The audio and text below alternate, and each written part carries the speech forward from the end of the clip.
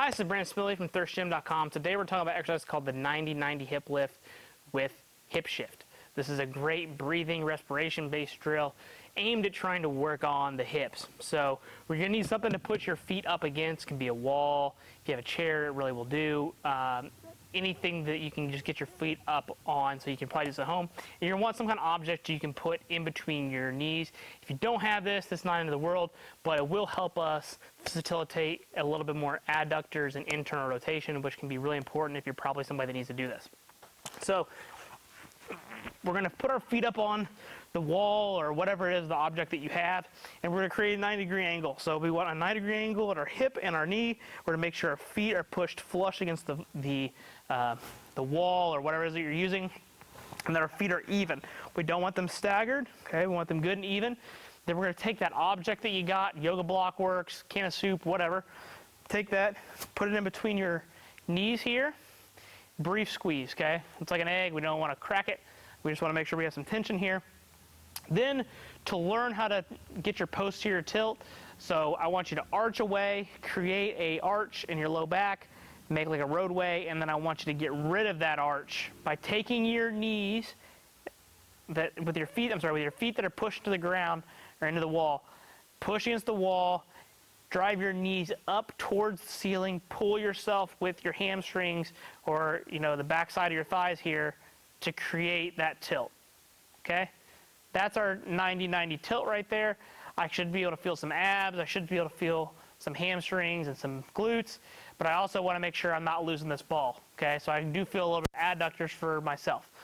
Once we're here, then what we're going to do is we're going to create a right hip shift. So I'm going to take my right knee. Hopefully you can see that subtle movement. I'm going to take my right knee and I'm going to shift it towards the ceiling. My left knee is going to come down. So if I had arrows, it'd be going like this. I'm going to turn the ball counterclockwise. That's going to let me load my left hip. So you want to feel like the back side of your butt here. Okay, you're going to feel a little bit of adductor. You're going to feel some left hammies for sure. And then while we're in this position, I want to keep my posterior tilt too. Okay, so what I don't want to do is I don't want to do this tilt and then arch my back to get it. Okay, keep that tilt that we created.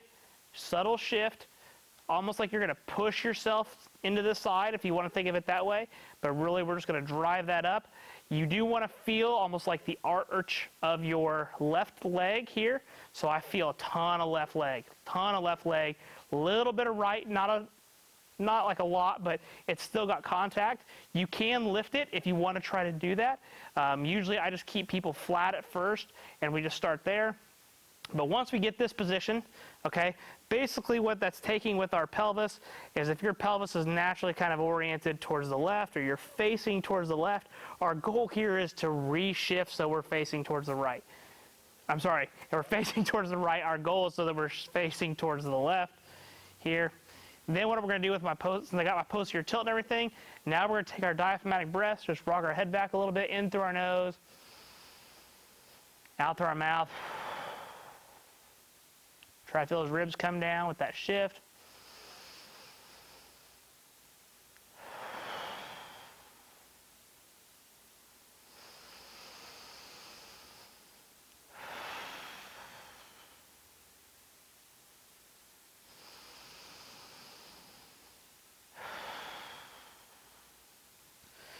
Then you should feel that, like I said, left inner thigh, left hamstring, left glute a little bit, and then you're just going to reset.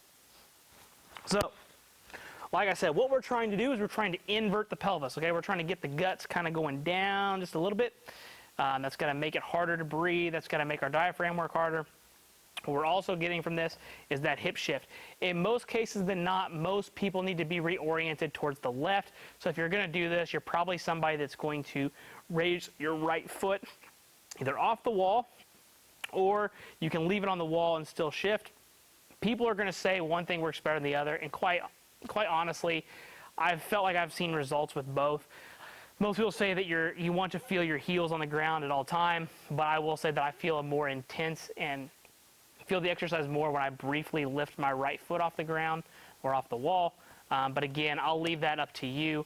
But really, like I said, you want to feel that left side really hard. So if you happen to be reoriented to the right, you're dealing with right low back pain, stuff like that. This is a way to reorient your pelvis, get that stuff working, get that low back to relax. That tilt's going to get the erectors to relax. We're going to use our hamstrings to posteriorly tilt our pelvis to get out of that anterior orientation, and then our left leg is going to try to help pull our pelvis back a little bit more so that it's not facing to the left as much, and then that's going to help you hopefully with some low back issues.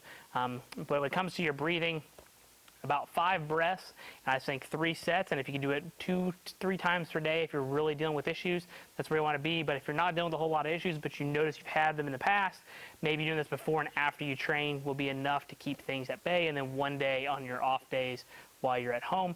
If you have any questions about the 90-90 hip lift with hip shift, specifically the right hip shift, please feel free to leave them in the comment section. Thanks. Have a great day.